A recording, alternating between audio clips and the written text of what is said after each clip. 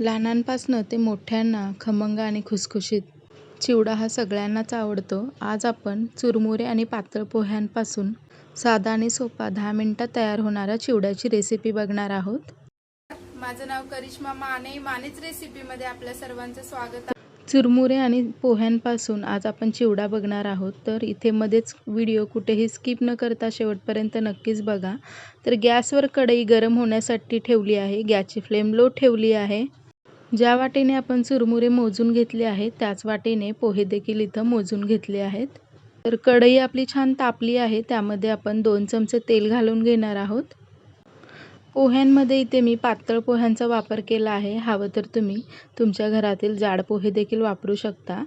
1.5 चमचा इथं मोहरी घालून घेतली आहे आणि मोहरी आपली छान तडतडली की त्यामध्ये आपण 1.5 चमचे जिरे घालून घेणार आहोत. जिरे छान तडतडले की त्यामध्ये 3 ते 4 बारीक अशा चिरून घेतलेल्या हिरव्या मिरच्या घालून घेणार आहोत.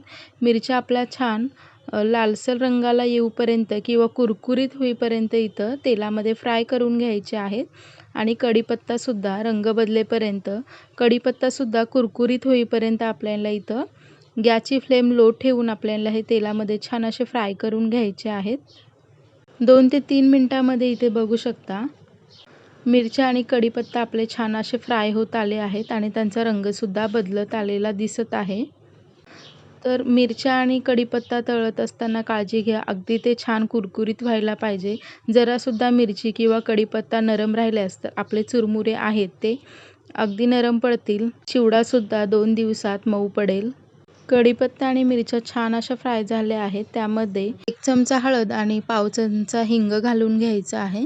हळद हिंग छान तेलामध्ये परतवून घ्यायचं आहे.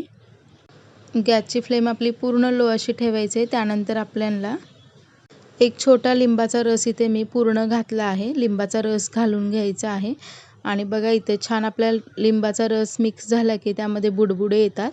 म्हणजे जो आपल्या लिंबाचा रसाचा जो पाण्याचा अंश असतो तो निघून जातो. लिंबाच्या रसाचे बुडबुडे कमी झाल्यानंतर त्यामध्ये आपल्याला सुरुवातीला पोहे घालून घ्यायचे. पोहे 1-2 मिनटं फिरवून घ्यायचे. त्यानंतर आपल्याला चुरमुरे घालून घ्यायचे आहेत. चुरमुरे आणि पोहे छान असे आपल्याला या कढईमध्ये मिक्स करून घ्यायचे आहेत. मस्त असा खमंग असा चिवड्याचा वास येत आहे. पोहे आणि चुरमुरे मिक्स करत असताना गॅसची फ्लेम थोडीशी लो टू मीडियम हीटवर ठेवायची आहे आणि आपल्याला चुरमुरे आणि पोहे छान असे तेलामध्ये मिक्स करून घ्यायचे आहेत. त्यानंतर आपल्याला 3 ते 4 मिनिटांनंतर इथं मी चिवड्यामध्ये 1 वाटीभर भाजलेले शेंगदाणे घालून घेणार आहेत. जर तुमच्याकडे भाजलेले शेंगदाणे नसतील तर तुम्ही तेलामध्येच आपले हे फोडणी घालताना शेंगदाणे भाजून घ्यायचे आहेत. तर इथे शेंगदाणे किंवा पांढरे डाळवे, सुके खोबरे देखील आपण फोडणीमध्ये घालून घेऊ शकता आणि छान आपला इथं चविष्ट चिवडा तयार होतो. तर इथं मी फक्त शेंगदाण्याचाच वापर केला आहे. शेंगदाणे घालून घेतल्यानंतर त्यामध्ये आपल्याला 1 चमचाभर मीठ घालून घ्यायचं आहे आणि 1 चमचा आपली साखर घालून घ्यायची आहे आणि आपले हे जे पोहे आणि चुरमुरे 2 ते 3 मिनिटासाठी आपल्याला लो टू मीडियम हीटवर गॅस ठेवून चिवडा आपला छान कुरकुरीत होईपर्यंत कढईमध्ये भाजून घेणार आहोत. तर इथे बघू शकता चुरमुरे आणि पातळ पोह्यांचा चिवडा इथं खूप लवकर आणि झटपट असा तयार होतो. अगदी कमी वेळेत इथं चिवडा तयार झाला आहे आणि अगदी कुरकुरीतसुद्धा हा चिवडा झाला आहे. तर इथे मी गॅसची फ्लेम बंद केली आहे. तर बघा अवघ्या 10 मिनिटातच इथे आपला कुरकुरीत चिवडा तयार झाला आहे. तर साधा सोपा चिवडा लहान मुलांच्या छोटे भुकेसाठी किंवा संध्याकाळी चहाच्या वेळेसुद्धा हा चिवडा तुम्ही खाऊ शकता.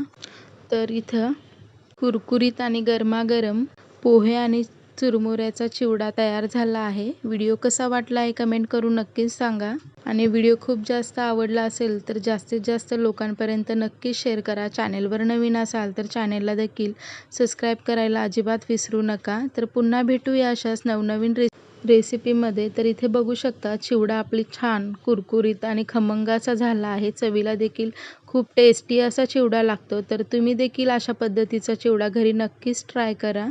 तर हा चिवडा अतिशय कुरकुरीत आणि खमंग असा लागतो आणि महिनाभरसुद्धा हा चिवडा असाच टिकून राहतो. तर रेसिपी नक्कीच ट्राय करा.